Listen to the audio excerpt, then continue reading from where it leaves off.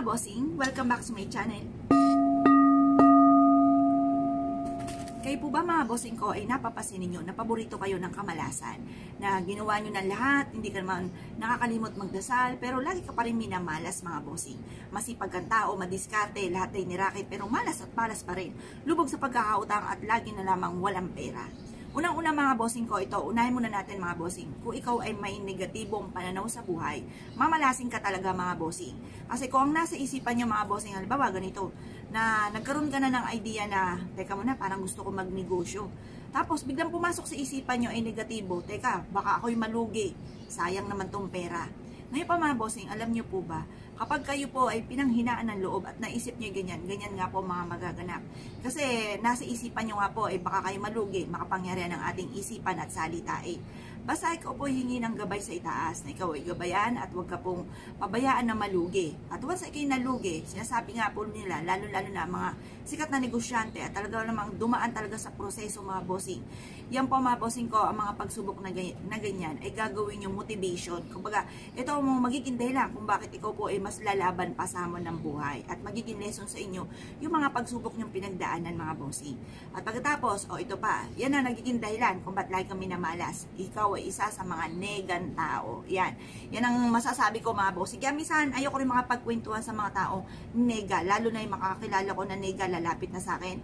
Nako, ako'y positibo sa buhay mga bossing. Umaga-umaga pa lang, bukod sa panalangin mga bossing ko, ako'y nakikinig mga bossing ko nang talagang may inspired ako sa bawat araw ay parang gaganahan akong kumilos. Pero kilala ko tong taon to papalapit na, nako, yan na naman. Kumbaga yan na naman, sasabihin na naman panay nega. Yung ba tipo na panghihinaan ka ng loob at parang hindi ka nakikilos dahil parang nasa isipan mo yung mga sinasabi niya na talagang ikaw po ay kung lulubog sa inyong kinatatayan ay lulubog ka talaga dahil sa titindi ng mga salitang sinasabi. Yung mga tipong ganon. Alam niyo po ba mga pinapanood nyo, yung mga nakakatakot talaga mga bossing, yung tipong matatakot ka sa mga bawat bagay. Yan, yung mga kaganapan. Isipin mo, baka ganyan, baka ganun, mga ganon, mga bossing. Para sa akin, hindi naman po masamang makinig ng ganyan. Kumbaga, parang may nalalaman ka lang sa mga nagaganap. Pero, huwag niyong araw-arawin, yung pamisa-misal lang, mga bossing. Kasi pag ganun, matatakot ka, mga bossing ko, na kumilos na, baka matakot ka na lumabas ng bahay. Mga ganun, mga bossing. Ngayon pa, mga bossing, bukod po dyan, mga bossing ko, kailangan positive ka lamang. Kasi ang pagiging positibo may maitutulong sa atin. Ang pagiging nega, maaaring mauwi sa depression at magkaroon ka pa ng karamdaman. Kaya dapat siya, yung mga negang yan, iwaksin nyo po yan. Kaya ikaw yung minamalas dahil nega kang tao. O siya mga bossing, ito pa. Kaya ikaw po ay minamalas, maaaring kung ikaw'y mahilig sa mga pampaswerte. Ito masasabi ko lamang. Kasi dati-dati sinuswerte kami, mga bossing ko, itong mga panahon na maliit pa yung anak ko. Sinuswerte kami dahil marami pa rin ako mga pampaswerte po niyan. Kaso lamang po mga bossing, dahil sa ako ay sinuswerte na, nag-jump ako sa ibang negosyo, na nagsimula naman ako sa utang. Tapos yung pampaswerte ko, tinago ko muna ito lahat mga bossing. Parang dito ako kinarir ko itong bago kong ginusto na negosyo. Ngayon po nangyari, nalubog sa pagkakautang. Tapos yun nga po mga bossing.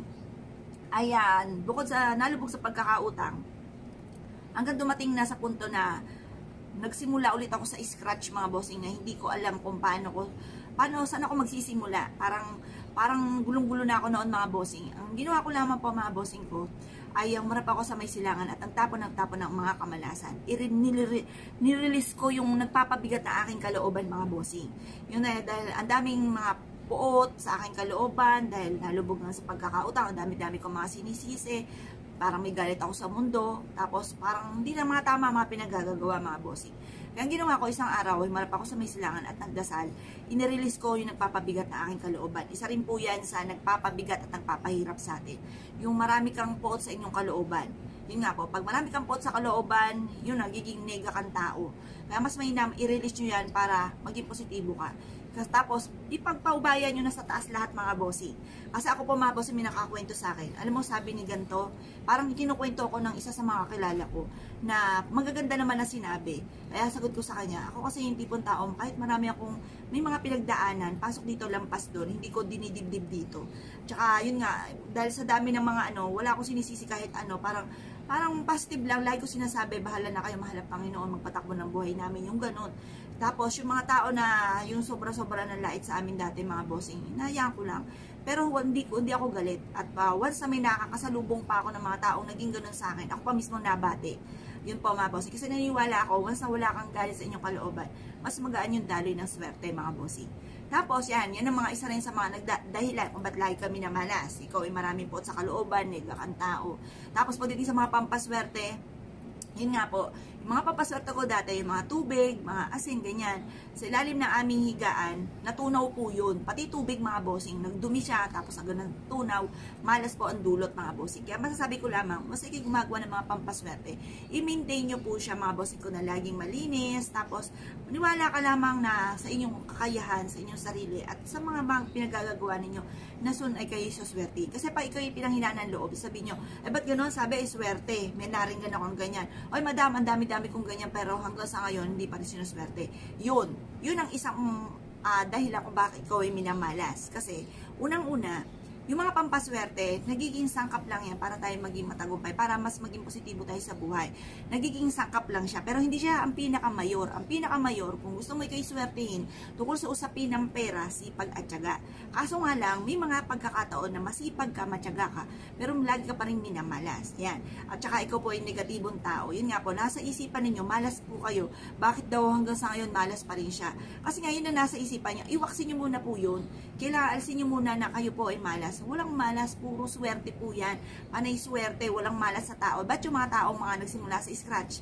Yung talaga nagsimula sa talagang walang-wala, yung mga napapanood natin, naririnig natin, na sila pa yung mga mayayaman ngayon, mga bossing ko sa Pilipinas. Pero nagsimula yun sa scratch, mga bossing. Bakit sila yumaman? Dahil sila po, at pare-pares din naman tayong tao, di ba mga bossing? Na kaya po nila, kaya rin natin. Dahil sila ay, yung bang masipag talaga silang tao at madiskarte. Ngayon pa mga bossing, ang mga pampaswerte, idadagdag lang natin sa sipag at tiyaga para tayo maging matagumpay ha mga bossing ha. Huwag tayo dito aasa. Kailangan lagi po tatandaan kapag tiripik ang inyong pong kayod, tiripik ang inyong pangarap, tiripik din ang pagkayod. Kung halimbawa, mansion ang gusto nyong bahay, mansion din ang pagkayod mga bossing. Meron ako kakilala, Diyos ko pa mga bossing ko, napakatindi ng mga pangarap. Ang titindi at ang huwara niya yung mga mayayaman dito sa Pilipinas na hindi naman talaga masama na maging huwaran po sila. Kaso lamang, itong mga taong ito na mayayaman talaga namang dumaan niya sa proseso. Siya gusto niya mag-shortcut mga bossing. Panay reklamo mga bossing. Reklamo na reklamo, kahit ng kayod kailangan. Mas marami ang kayod. At yung mga reklamo, ireklamo mo yan sa mahal na Panginoon. Kasi yan ang makakatulong sa inyo. I-release nyo na i-release yung nagpapabigat ng inyong kalooban. Kasi once ikaw ireklamo na reklamo sa ibang tao, machichismis ka pa. Kapag sa mahal na Panginoon nyo sinabi, bagamat alam niya, parang pagaanin nyo lang yung kalooban ninyo. Diba? Kaya chumichika tayo sa iba dahil gusto nating gumaan yun nung nasa kalooban natin. Iti-chika nyo na sa mahal na Panginoon para lang maibuga ng papabigat ng inyong kalooban mga bossing. Ngayon pa mga bossing, yan po yung mga ilan para sa akin, yan ang mga pinagdaanan ko mga bossing ko na naging dahilan kung bakit ang daming mga kamalasan na dumating. Kaya ang bigat-bigat ng daloy ng swerte, parang isang kaimbot lamang, ubos agad ang pera, lubog sa pagkakautang. Ang daming mga nakaka-pressure na kaganapan. I-surrender nyo na yan lahat sa mahal na Panginoon at mapapansin ninyo, mas gagaan yung daloy ng swerte. Tapos sabayan nyo rin ang mga pampaswerte mga bossing.